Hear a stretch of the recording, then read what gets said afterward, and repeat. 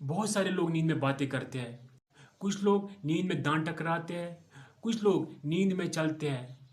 जिस तरीके से वो डिसऑर्डर्स माने जाते हैं, इसी तरीके से ये नींद में बातें करना भी डिसऑर्डर माना जाता है। क्या आप जानते हैं ये सब इंसान क्यों करता है?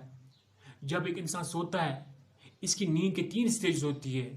पहली स्टेज को कहा जाता है लाइट स्लीप, दूसरी स्टेज जो होती है उसको कहा जाता है मॉडरेट स्लीप, और जो तीसरी स्टेज होती है उसको कहा जाता है डीप स्लीप, और जो चौथी स्टेज होती है उसको कहा जाता है रैम स्टेज।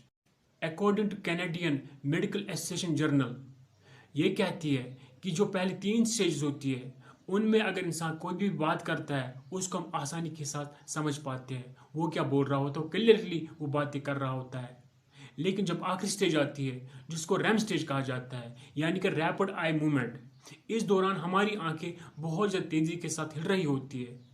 इसी स्टेज में हमारे ख्वाब भी आते हैं। अब ये कहा जाता है कि हम लोग बातें क्यों करते हैं, इसमें अभी तक रिसर्च में पूरी तरह से इसका पता नहीं चला है। ताहम कहा जाता है जब एक इंसान रैम स्टेज में होता है, इस दौरान हमारे दिमाग में से कुछ मोटर न्यूरॉन्स रिलीज हो जाते हैं, जिसकी मदद से हमारी बॉडी कंट्रोल में रहती है।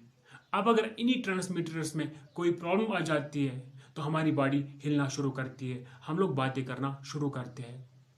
इसके साथ साथ डिप्रेशन, एंजाइटी या जेनेटिक काज भी माना जाता है। अगर किसी का बाप बातें करता है तो उसका बेटा भी बातें करेगा। थैंक